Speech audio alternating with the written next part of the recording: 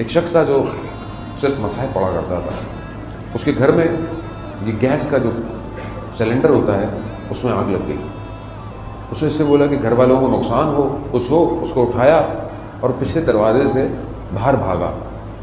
پچھلا دروازہ بند تھا, سلنڈر پھٹ گیا. خود کھڑکی سے باہر آیا اڑ کر. گھر میں آگ, گھر والے پریشان اور رو رہے ہیں کہ مر گیا.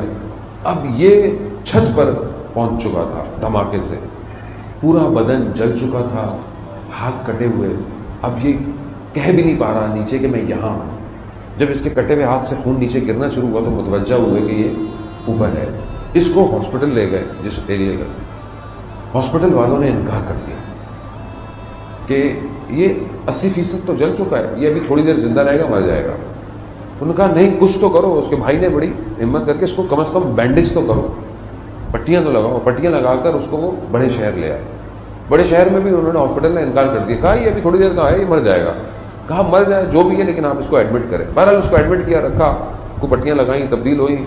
وقت بڑھتا گیا. اس کو امید ہوئی کہ میں زندہ رہوں گا, لیکن کیونکہ پوری باڈی جل چکی تھی, ناک پس چکا تھا, ہونٹ جڑ چکے تھے, پوری باڈی. اب جب وہ بینڈیج اترتی تھی نا, شدید تکلیف اس کو ہوتی تھی, شدید تکلیف. کہتا ہے میں برداشت نہیں کر سکتا تھا جو مجھے تکلیف ہوتی تھی. میں اس سے بہتر کہتا تھا کہ میں مر جاؤں.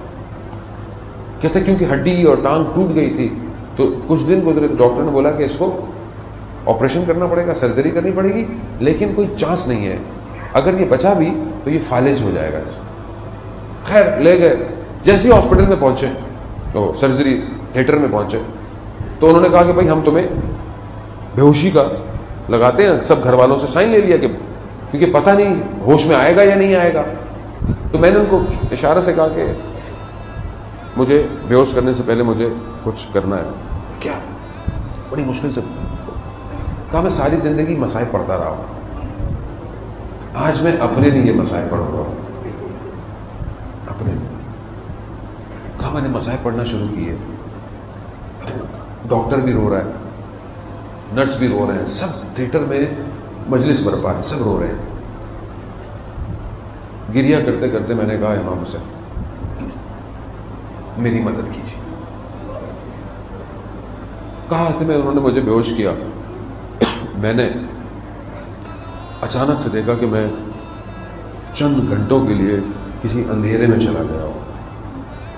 جیسے ہی اندھیرا ختم ہوا تو میں نے دیکھا کہ میرے کمرے میں ایک نور آ رہا ہے, اور میں نے دیکھا کہ وقت کا امام اندر آ رہا ہے, اور پھر اس کے ساتھ ایک اور شخص آیا جو خود امام حسین تھے, اور میرے قریب آ کر اور میں امام سے کہوں. امام نے کہا کیا چاہتے ہو؟ کہا مولا آپ کے سامنے شفا چاہتا. کہا امام نے اپنا ہاتھ یہاں سے لے کر مجھے پورے بدن میں کہہ رہا میں نے بڑی کوشش ارادہ کیا کہ میں امام کے دامن کو تھام لوں, لیکن میں نے کہا کہیں گستاخی نہ ہو جائے. یہ کہہ کر میں نے دیکھا اچانک سے ایک نرس ہاسپٹل کی جو تھی وہ آئی, اور لوگ آئے. میں نے کہا یہ کون لوگ ہیں؟ کہا یہ رشتہ دار ہیں, آ رہی ہے تمہیں دیکھنے کے لیے. کہہ رہا میں کیونکہ ایک دوسری حالت میں ہوں, میرے اطراف میں میرا پورا گھر جمع ہے, ہاسپٹل کا سٹاف جمع ہے, اور میں بول رہا ہوں کہ اچھا یہ سید ہیں, یہ سید ہیں, یہ سید ہو کہ یہ لوگ سب میری باتیں سن رہے ہیں. اور جب میں ہوش میں آیا تو میں نے دیکھا میرا بھائی کھڑا ہوا ہے. تو پوچھا بھائی کیا باتیں کر رہے تھے؟ تو میں نے چھپانے کی کوشش کی, مگر انہوں نے مجھے سب بتا دیا, کیونکہ میں جو گفتگو کر رہا تھا اس کی وجہ, تو میں نے پھر سب کو سچ بتایا. اچھا وہ کہہ رہے ہیں کہ میں ڈاکٹروں کو سب بتا رہا ہوں, اور میرے پوری پٹیاں لگی ہوئی ہیں, اور میرے منہ جو پہلے پورے چپکے ہوئے تھے, مگر میں صحیح بات کر رہا ہوں, وہ پہچان ہی نہیں لگا میں صحیح بات کر رہا ہوں. کہہ رہے ایسے میں انہوں نے کہا کہ اب اس کو پٹیوں کو اتارے, انجیکشن ہے. میں نے کہا مجھے انجیکشن کی ضرورت نہیں ہے.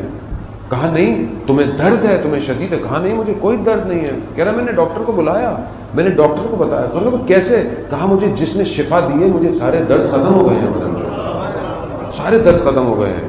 کہا تمہاری بینڈیج ہوگی؟ کہا لیکن مجھے تھا کہ آرام سے اتارے. کہا میرے پورے بدن کی پٹیوں کو اتارا, میں صحیح سالم تھا. پورے ہاسپٹل میں شور مچ گیا کہ یہ کیا ہو گیا ہے. یہ ہے حسین.